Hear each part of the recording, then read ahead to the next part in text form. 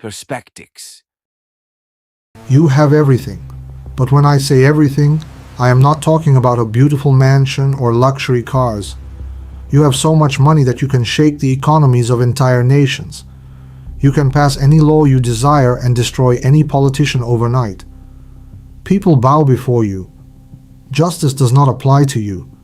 The rules, they only apply to the ordinary people living in that giant anthill beneath you, the ones who set an alarm every morning to go to work. You are outside that anthill. You are untouchable. Now I ask you that chilling question. At the exact point where all rules, all laws, and all the pleasures money can buy are exhausted, what does a person want? What satisfies them? The answer is simple and equally terrifying. They want to become God. Today I am not just going to tell you about the depraved parties of the rich.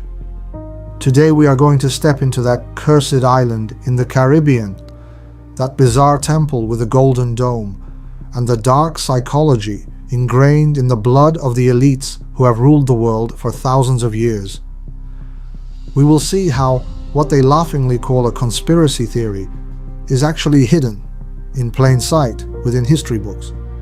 If you are ready, say goodbye to the light, because today we are breaking down the doors of modern Babylon. The table of the gods and the fire of Moloch. As ordinary people, we define morality through goodness, righteousness, and honesty. But at the very top of the pyramid, the air is thin, and the minds there do not function like ours. To them, morality is just a fairy tale invented to keep the masses under control. To understand this mindset, before we head to that infamous billionaire's island, we must turn our course thousands of years back, to the lands of ancient Canaan and Phoenicia. The names we encounter are always the same: Baal and Moloch. Open the history books. Do you know what the kings, generals, and the elites of that era did to win wars, end droughts, or protect their power? They didn't sacrifice ordinary sheep or cattle. No. When Moloch's massive bronze statue was heated by fire until it glowed a deep, incandescent red, they would place their most precious possessions, their own children, the very essence of innocence, into those flames. Massive drums were beaten so that the cries of the children wouldn't be heard as they burned. Now, were these people insane? Why were they throwing the things they loved most into the fire? Because according to their twisted psychology, if you are demanding the ultimate power from the universe, you must pay the universe the most agonizing price. Power is nourished only by the destruction of innocence. This wasn't madness. It was a dark investment. Now stop and think. Did these savage beliefs, buried in the sand thousands of years ago, truly disappear when those bronze statues were torn down? Or did they merely change shape, migrating to the VIP rooms on the top floors of today's skyscrapers, and into the secret lodges behind closed doors? The Blue Temple in the Caribbean. Now let's bring this to the present day, to that billionaire financier whose name we all know, the man who was silenced in the darkness of a prison cell. That man. As you know, he bought an island for himself, completely isolated from the mainland in the endless blue of the Caribbean. Little St. James. Imagine for a moment. You are one of the richest, most influential people in the world. You have unlimited resources. What would you build on that island? Perhaps the world's most luxurious marina, or a massive underground wine cellar, right? But he did something different, casting aside all logic and aesthetics. On the highest peak of the island, he erected a bizarre structure that shines like a lighthouse from miles away at sea, yet sends a chill down your spine the longer you look at it. A temple covered in blue and white horizontal stripes, with a golden dome that is blindingly bright under the sun, guarded by statues at its entrance. Have you ever looked closely at its windows? They weren't even windows. They were fake brick patterns painted onto the walls. Now I ask you this harsh question. Why would a rational mathematical stock market giant, a man who knows the value of every single penny, build a structure on a deserted island that doesn't even let in light? Do you think he went there to pray? Or was there an ancient and dark ritual happening under that golden dome hidden from the world? The most bone-chilling detail of that temple was not its architecture, but its function. The doors. The doors of that golden dome structure were not made of wood. They weren't works of art. They were massive steel doors, the kind used in bank vaults and high-security bunkers. And most importantly, the most terrifying part was this. Those doors could only be locked from the outside. Why would you lock a temple from the outside? Think about it. If you want to protect something sacred inside, you lock the door from the inside to secure yourself. But if you lock a door from the outside, it means only one thing. You do not want whatever is inside to ever get out. So, who was sacrificed behind those steel doors, in those tunnels reaching deep underground? Which modern Molochs were offered innocence under that golden dome? Or was that temple not just a building, but a trap that captured the souls of the world's most powerful people? Modern ritual and blackmail religion. That island was not just an ordinary vacation resort, where the wealthy came to sunbathe and sip cocktails. No, it was the modern world's temple of Baal, the pinnacle of ambition and depravity. Who did not come there? Former US presidents who lecture on morality in public, princes from the British royal family whose reputation remained untouched, the world's most famous scientists designing the future of humanity, actors leading the masses, CEOs steering billions of dollars. When they boarded that private jet, that aircraft known as the Lolita Express, a name that reads like a crime file, and set foot on that island, they were not just changing geography. They were crossing the threshold to enter a ritual. Do you know what that man's true religion was? The God he truly believed in?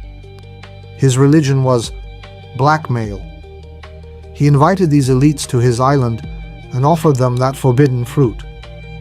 A fruit unavailable anywhere else in the world, where laws and man-made morality are completely void. Those parties where innocence was brutally destroyed and human dignity trampled underfoot. All of them, to the smallest detail, were recorded by cameras.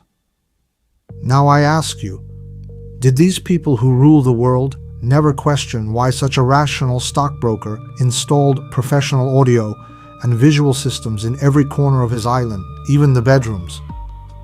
Or did they know these tapes were their oaths of allegiance and simply remain silent? This is exactly what the modern sacrifice ritual is. In ancient times, kings and generals would prove their allegiance to Moloch or Baal by throwing their children into the fire. On that island, modern kings proved their allegiance to the system by sacrificing their morality, their souls, their entire careers and reputations in those rooms behind closed doors. I must hit you with this harsh truth right here. The moment a president, a prime minister, commits that hideous crime, and this is recorded into the system's memory, they are no longer a free person. From that moment on, they are not a leader elected by the people, but a slave to those invisible masters who run the system. That man was a pawn, a broker, a soul dealer. He was a dark priest who trapped world leaders in his intricate web, bought their souls, and presented them to the masters at the very top. He was not the architect of this dark structure, only its operational chief. He died, but what about those tapes? Where are those hundreds of hours of footage waiting right now, like nuclear weapons? In whose secret bunkers are they held by those who steer the world's fate?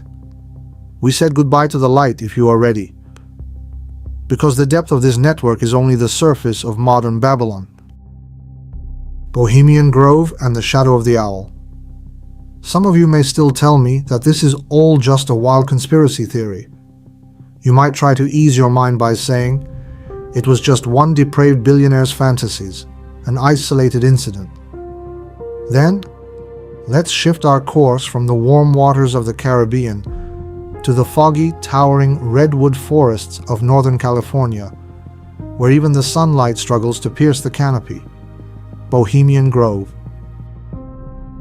Since the late 1800s, this is the secret camp where the world's most powerful politicians, media moguls, central bank governors, and members of royal dynasties disappear for 2 weeks every summer, completely cut off from the outside world.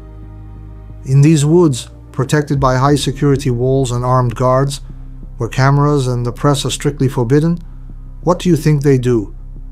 Do they discuss next year's budget? Or look for solutions to global warming? No. In the pitch black of night, they gather among the ancient giants at the edge of the lake. They wear robes of red, black, and silver, reminiscent of the priests of antiquity. And before them rises a massive, moss-covered stone statue of an owl, 40 feet tall. This owl is not mere decor. It is an ancient symbol of Moloch and Lilith, stretching from ancient Babylon to the land of Canaan. The symbol of knowledge, but also of cold-blooded ruthlessness. And what do they sacrifice before that stone owl? In a ritual they call the Cremation of Care, they toss a human-shaped effigy into the roaring flames. Now I ask you this chilling question. Why would these rational men, who control nuclear codes and determine the fate of millions with a single signature, engage in what looks like a childish theater in the depths of the woods? Why have they remained loyal to this ritual for over 150 years? Or is this an initiation into their true nature? Is it a modern rite where they cast conscience, humanity's greatest shackle, into the fire, bury their emotions at the bottom of that lake, and swear allegiance to the mindset of Baal, to pure and ruthless power? Because the rule has not changed for thousands of years. If you want to rule the masses, you must first kill the innocence within yourself. Tell me, how safe is the world in the hands of a man whose conscience has been turned to ash? Awakening and closure. That man died in his cell. Either he tied that final knot with his own hands, or, as most of us know all too well, he was silenced in the dark of night so that a massive gear could keep turning. The island was sold. The golden dome of that blue and white temple is now left to rot and rust under the Caribbean sun. They told us, the monster is dead. The file is closed. You are safe now. Go home and forget what happened. The system wants us to believe it has cleansed itself of all sins by throwing one of the monsters it fed and nurtured to the public as a sacrifice. But let me tell you the harsh, bone-chilling truth. That man was not the real monster. He was merely a symptom. The real monster is the system itself. The dark mechanism that created him, gave him unlimited immunity, and disregarded every law to protect the modern kings who frequented that island. Do not think that those temples remain only on an isolated island in the Caribbean or deep in the forests of California. That mindset of Baal, the desire to sacrifice innocence to hold onto power at any cost, continues to live today in the world's massive glass skyscrapers, in those glittering marble lobbies, and in the smoke-filled boardrooms on the highest floors. Do you know what our greatest mistake was? It was believing that the devil is a terrifying creature with horns and a tail.